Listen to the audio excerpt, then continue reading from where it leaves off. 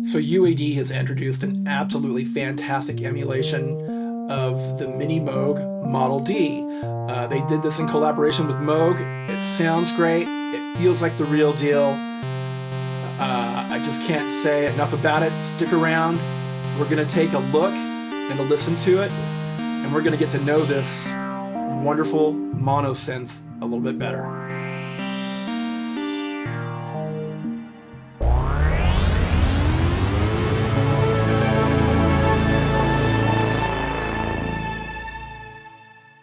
Hello Internet, Chris Cline here with Allen Music Center in San Antonio, Texas. And as I stated in the opening, today we're going to look at Universal Audio's Minimoog Model D plugin. Oh my gosh, this thing is so cool. I know we don't cover plugins on here, or virtual instruments I should say, but maybe we need to change that. Before I move on, I'd like to ask that you please subscribe if you haven't done so already. We also are bringing you content across our other channels, guitar, piano, band and orchestra, trying to hopefully get you a little better informed, help you make more educated decisions before you jump into an instrument. And so with that being said, let's jump into UAD's or Universal Audio's Minimoog. So for those of you that are already familiar with the Model D or the Minimoog, the layout is almost exactly the same as the original, as the real McCoy. We do have extended controls down here, which we will get to later, but let's focus on the main panel. Now, one of the big differences that you might have noticed already is our modulation mix goes between A and B, which is going to be governed by the additional controls down here. On the real deal, you're going to have your modulation mix allow you to basically blend between Oscillator 3 and your noise source. You will also notice that the decay switch is over here with the loudness contour as opposed to being over here with our master tune, glide, modulation, and where we would normally have our pitch bend and modulation.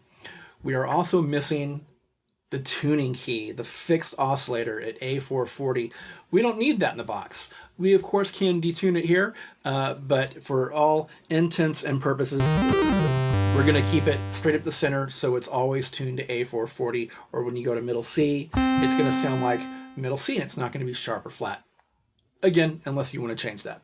Like the original Minimoog, this is monophonic. Arturia's is not monophonic. It's also no longer called the Minimoog. I believe they just call it the Model D or the Model DV. I can't remember right now, but you do have a lot more options on that. It doesn't sound quite as nice as this, but that's beside the point. We're going to focus on this today and how much it feels like the real deal. So let's start with our controllers over here. So once again, we have our glide or portamento, modulation mix, master tune, which is tied to the first oscillator, and we'll also tune oscillators 2 and 3, but you do have independent control here. We have our 3 oscillators just like we do on the real deal. We have our range control.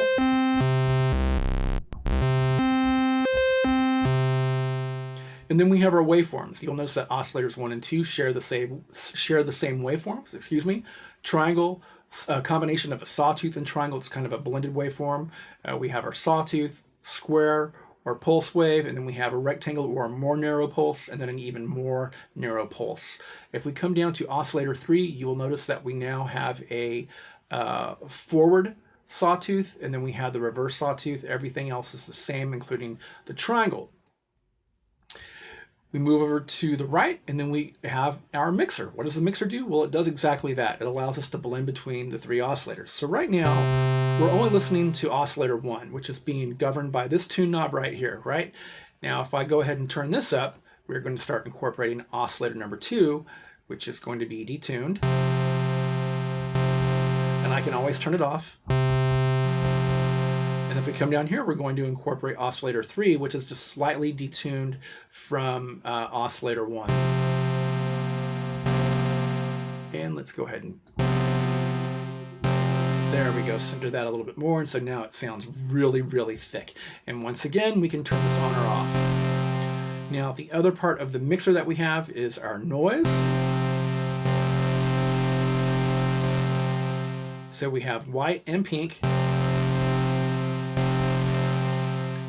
And just like the real deal, we can actually feed the Minimoog back into itself to get it to distort a little bit. And we can change that down here. If you see here where we have input, this applies to our external input. We have external and feedback. Feedback, of course, is I'm feeding the synth back into itself. And you even get the modeled overload light. Why do we have external? Because we can use an external input from our interface, and we can feed something else into the Minimoog if we want to manipulate the source with the filters or the envelope or whatever else. So there are lots of options here. So let's talk about how we can modulate our filter as well as our oscillators. Now, first off, what we can do is we can actually modulate the filter by switching on filter modulation. Let's go ahead and bring this up and let's see what kind of sound we have. And then using the mod wheel or the mod strip, because I'm on a key step, we can manipulate the cutoff frequency, right? Now this, of course, is going to be governed by the filter or the filter emphasis or the resonance, as well as the amount of contour that we have dialed in, which right now I don't have anything dialed in. We're just using the mod, right? The mod strip or the mod wheel. Highly effective, works really, really well.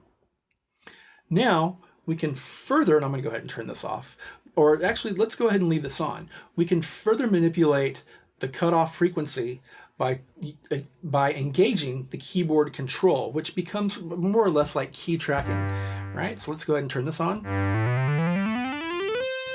And as I move up the keyboard, it starts to get brighter, right? So with both engaged, you're getting the full range of key tracking. With just the top one engaged, I believe it's 1/3 of the amount, and with the bottom you get the additional 2/3, so you have the whole or the entire amount of key tracking that can happen. Let me go ahead and turn off the top one. So you can hear as I move up the keyboard, right, or as we go into a higher register, it starts to get brighter. That filter starts to open up even more. Let's turn it down a little bit and turn up the emphasis. So you can hear it open up. It gets a little more buzzy because I manipulated our emphasis or once again, our resonance. And so, there's a lot that you can do there as well. If you're trying to have more animated lines as you're soloing up the keyboard, that can be one way to achieve that. Then, of course, you can also have the modulation turned on and engaged. And there's my totally whacked out solo.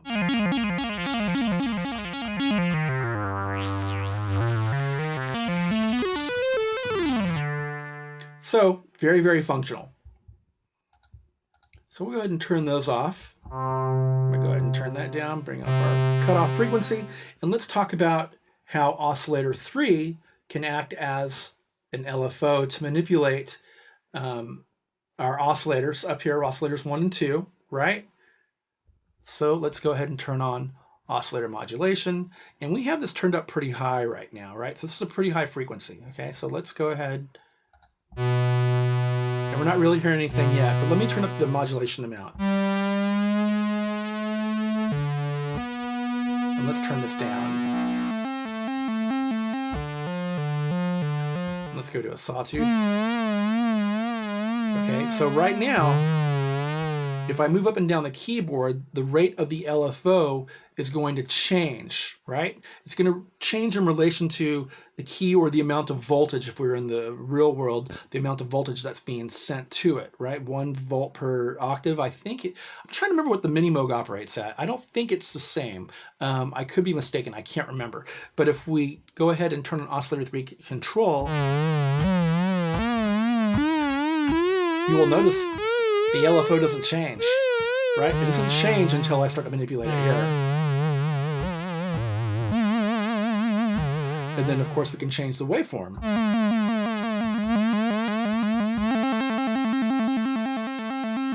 And we can change the amount right here.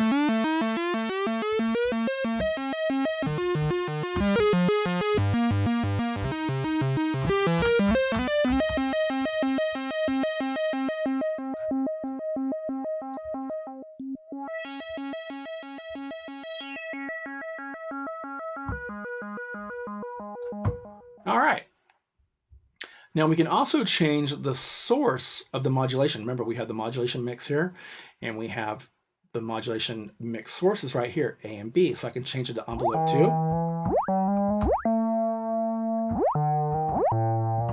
And now it's being governed by this, right, as opposed to this. Now we can also switch over here to noise. Oops, there we go. Let's change this to B.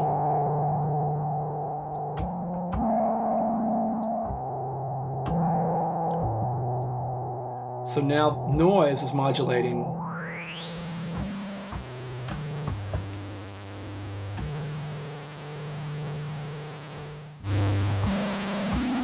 oscillators.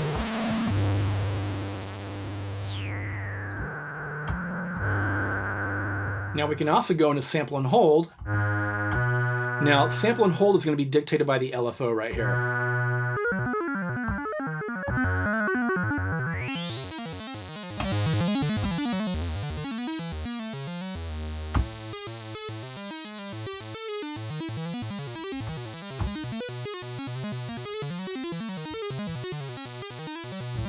And as you can see, oscillator 3 is not having any sort of influence on it.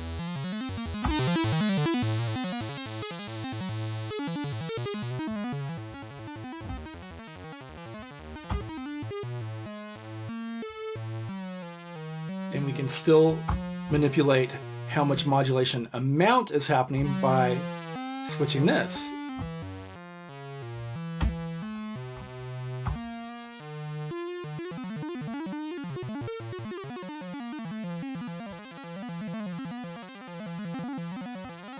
And sync, of course, is going to allow us to sync it to whatever our tempo is set to.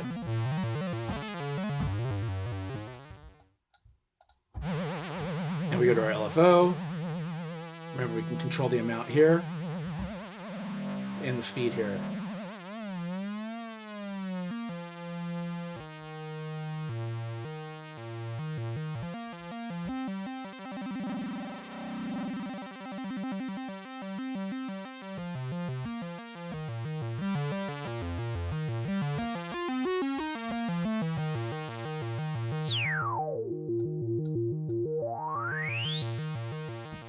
All right.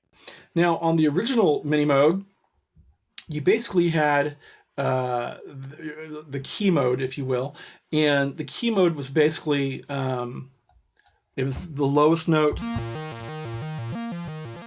takes priority, but you can switch it to last on here.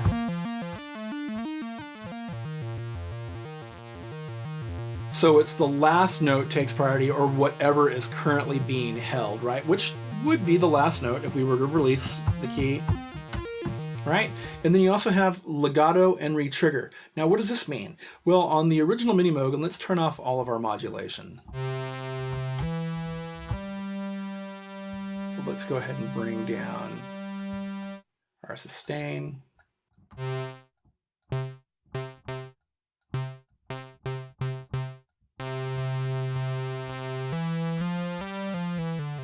So if I press the keys in a legato format, and that if I press another key and release the key before and after I've pressed the key, well, the envelope is going to continue to do what it was doing based off of the first key that was pressed, right? So, you know, if I press, that was 5 keys, right, in succession, and I never released the key before, right? So that's legato mode.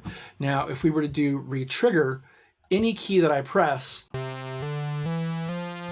is going to refire, or it's going to reset the envelope, or if we were talking about the modular synthesizers, it is going to basically send a new gate message, if you will, to activate your envelope. So depending on what you're trying to do, this could be very, very functional. I don't know that I've ever switched it out of legato mode when I'm actually playing, and I think that might be because I have an old Model D number 37 actually of the thousands that were created, and I can't I can't really take it out of that mode. It's always going to be in legato mode. So I'm used to playing it like that. I guess I've trained my brain to release keys when I need to and whatnot. And then we also have this velocity potentiometers dials for our filters, right? So depending on how hard I strike the key, that's going to manipulate what's happening on the filter.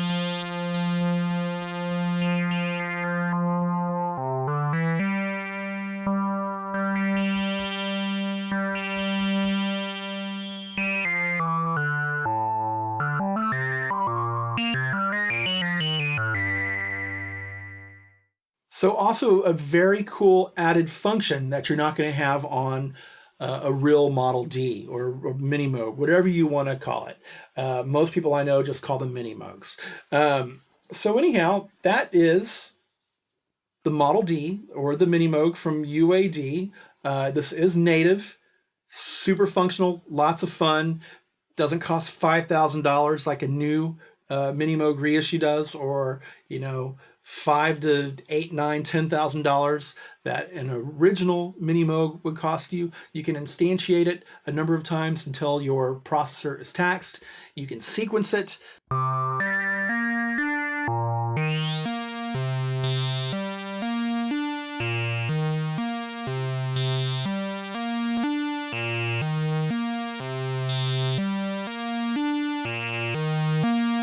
can save all your settings. You can do all kinds of things to it that you can't do with the real deal.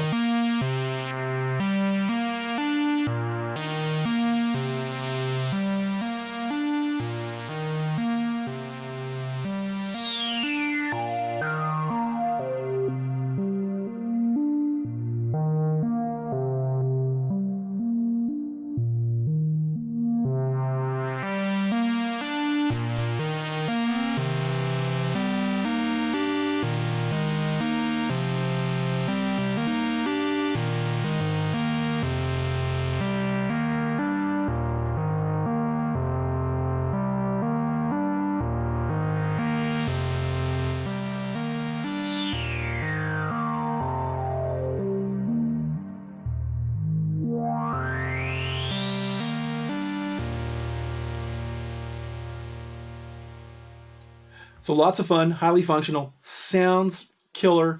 I am going to do an A/B comparison between mine and this in the coming weeks, so stick around for that just so we can get an idea of how different they sound, not the functionality, because this right here, the plugin, is significantly more functional than the real deal. But let's really kind of get an idea of how they feel against each other sonically.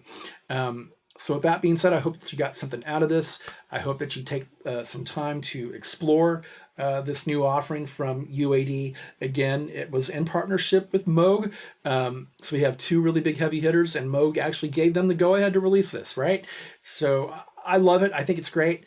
Again, we really don't cover plug-in instruments on here. Maybe we will a little more as we find things that we appreciate. Or maybe you ask for something that you want to have covered. I don't know. It just depends. So yeah, let's go ahead and close this out. Let's get the comments down below. Again, let's be kind with our comments. Let's be kind to each other. Let's share the music that we're working on. I have yet to see anybody do that. Maybe it's happened way further back in time and I didn't catch it. But I do see a lot of comments about people creating content, but they never share what they're doing.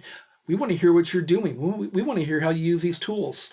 We're definitely interested. There's so much great content out there that we're not hearing because people, for some reason, are shy and they don't want to. Maybe they feel weird about self-promotion, and you should be proud of what you're doing. So share with us. But again, let's be kind to each other. The world needs more kindness right now. We will be back. If you haven't subscribed, once again, please subscribe down below. Chris Cline, Alma Music Center, San Antonio, Texas. It's super freaking hot. If you are somewhere where you're getting cooked right now, please stay hydrated and take care of each other. All right, thanks a lot. Bye.